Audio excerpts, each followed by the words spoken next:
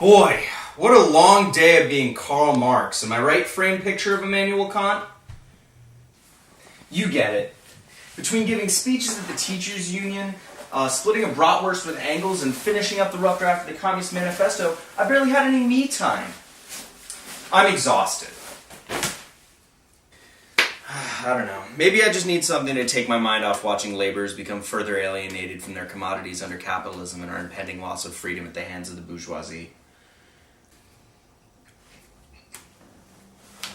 Brilliant, Kant! A quick watch of the telly is just what I need.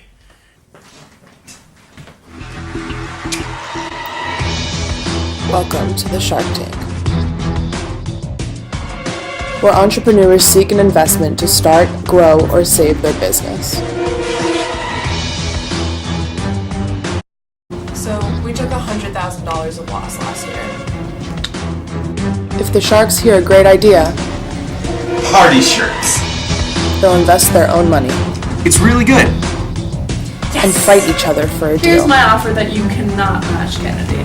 Claire, what are you saying right now? $200,000 for the entire business. Oh, wow.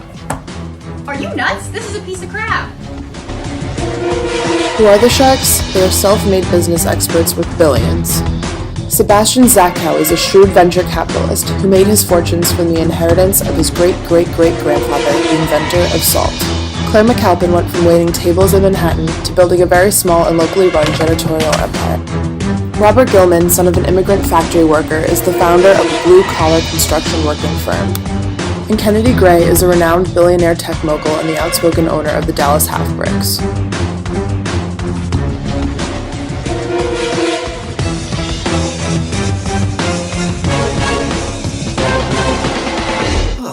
What a disgusting display of money grubbing. These people are coming on this show to beg for money from those who have power. Nobody can be the master of their own labor if they're seeking to be exploited at the hands of the capitalists. Soon as labor belongs to another, it is the loss of his self. And on top of all that, the essence of this show is entirely focused on the fetishization of commodities. Each product they talk about is somehow put on a pedestal, like it's somehow transcends its use value. The commodity is only more valuable than its social dimension. And they act like each product is practically holy. A specter is haunting American television, and it's this show. Emmanuel, what were you thinking? This is what I needed at all. The entrepreneurs are just getting forced to become part of the system or get left behind or live in poverty. First into the tank is an entrepreneur with a more technologically sound way to invest in your self-image and reflection. Hi Sharks, my name is Charles Cooley. I'm an American sociologist and additionally the creator of Mirror Mirror. I am looking for a $100,000 investment in exchange for a 20% equity. Mirror Mirror is a revolutionary product for the everyday millennial. Concerned with how flawed you are? Ever want to indulge in how the world is out to get you? Millennials sure do. And here's how it can be done.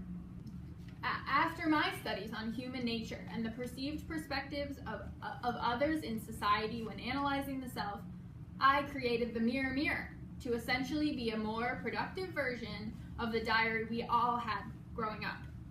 The self-reflection is an ongoing evaluative process and my product will be focused on the conversation of one with their inner self. The Mirror Mirror allows anyone to have a conversation of self-reflection with themselves through the mirror.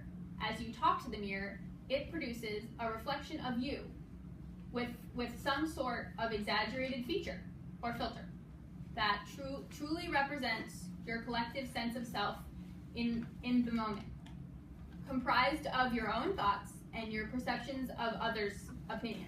Mirror Mirror is the only mirror on the market that has the ability to show you your true reflection. Not only is it super effective, but it is also compact enough for you to take anywhere you want. Sharks, I have some samples. Oh, wow. Charles, if that isn't accuracy, I don't know what is.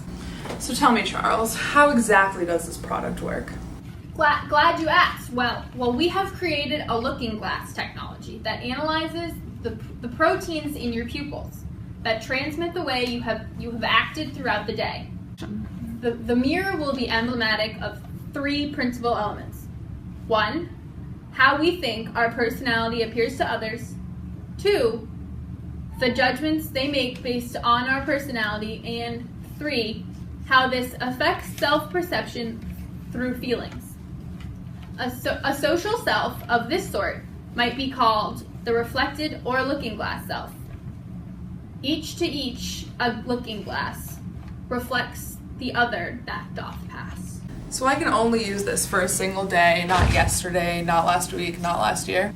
Exactly, Sharks. Self-reflection is an ongoing process, influenced by your interactions and how an individual feels about themselves at any given moment.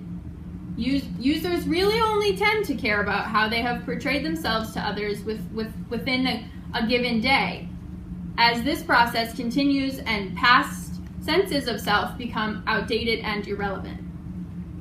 Our research has suggested that those who are buying the product check it 74.342 times a day on average. Oh, wow. Where are you selling your product? Funny you should ask. After I quit my job teaching at the University of Michigan, I began selling door to door, but I got too anxious speaking, and I couldn't do that anymore. So I created my own website, mirrormirror.com. People have been buying solely off web, and I reach out to teen YouTube stars to promote my product to a demographic so I don't have to feel so self-conscious about my sale type. So your sales have all been made through your website? Correct. Wow, Charles. I'm impressed. Thank you. Wow, you are killing it. Way to go, champ. Now just reel them in. So what exactly is the objective here, Charles? Well, I want to further expand my product into stores like Best Buy and Target. Why haven't you entered the stores already? Oh God, they hate it. They hate it. Why did I ever come on this show? They hate it. Well, I don't do well with big meetings and having to speak about myself in a confident manner. This is why I'm here. I'm really looking for an opportunity here for one of you sharks to take the leadership role when investing in Mirror Mirror. Well, this is a lot to ask for, Charles. I would be needing more like 90% equity to make this happen, or I'm out. Oh, damn. That's a lot to ask for, Sebastian. Apologize. He's a terrible presenter. He's asking for someone to do all the face-to-face work. He's not a good CEO. Clearly, I'm not willing to give him a chance here. Well, this is what I'm willing to offer, Charles. I'm willing to give you $100,000 for a 51% equity. I feel that I can really relate to this product, serving as a manifestation of an overwhelming ego. Leadership can be daunting, and I can help. Kennedy, you have a deal. Yeah, I had it the whole time. I was never really worried. This was in the bag, and I'm just really excited to get started on making money and selling mirrors and making money and having this money afterwards and making money. Ugh, I can't even watch. He just gave away his control over the company that he himself created. Maybe you should use that mirror to check his sense of selfishness instead. Instead of trying to get all that money for himself, and for what? He's losing everything he's ever worked for by accepting that filthy capitalist money. Why would you ever sell yourself to this system? Your labor's all you have. I can't believe that man. He should know better. Calling himself a professor and then betraying the very ideals that he should recognize. He's lost all view of the working class, and likely those very individuals who he teaches. And for what? Money? Now the company isn't even his. I can't believe this is real. He thinks he's just going to become one of these people? The system isn't built to allow that.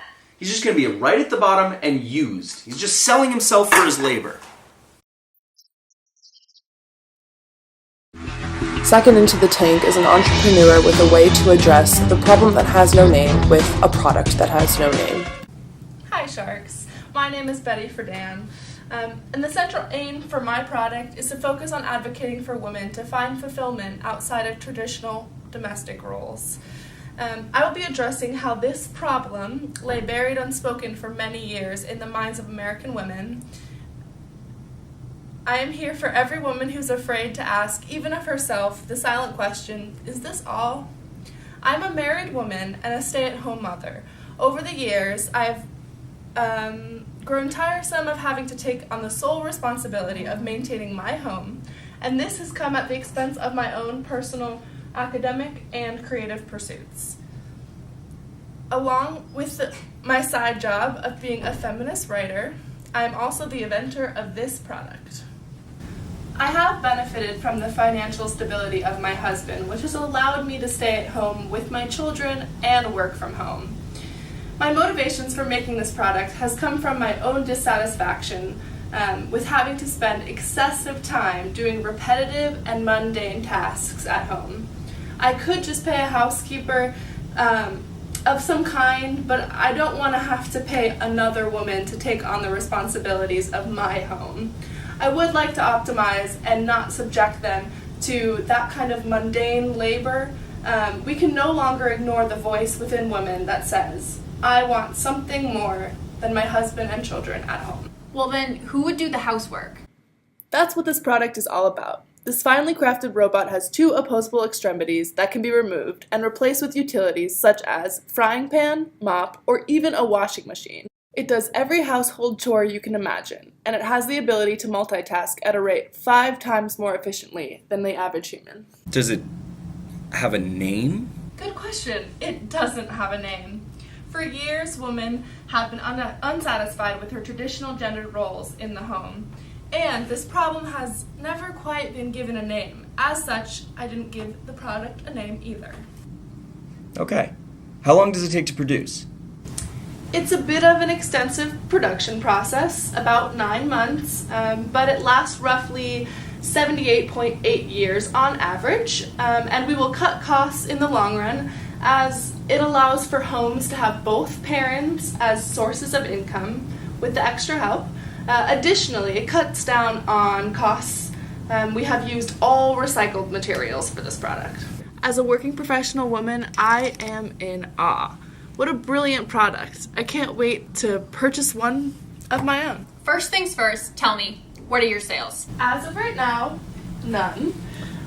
But we have not sold any as we only currently have this one model. I do all my work personally as to not exploit the labor of other women, so production is currently slow.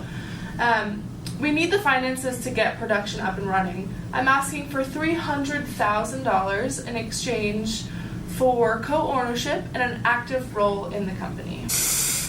The sales are just too low for me. This stinks of the working class. Hey! Hey! I'm looking for a paycheck, and I really don't see one here. I'm out. Well, as much as I love your product, I just think the two of us are too different to work as a partnership. I know very little about your experience as a working woman, and you couldn't possibly relate to me either. We're just too different. I'm out. Here's what I'm willing to offer. You need to expand your company, no doubt, and you won't do it alone by hand.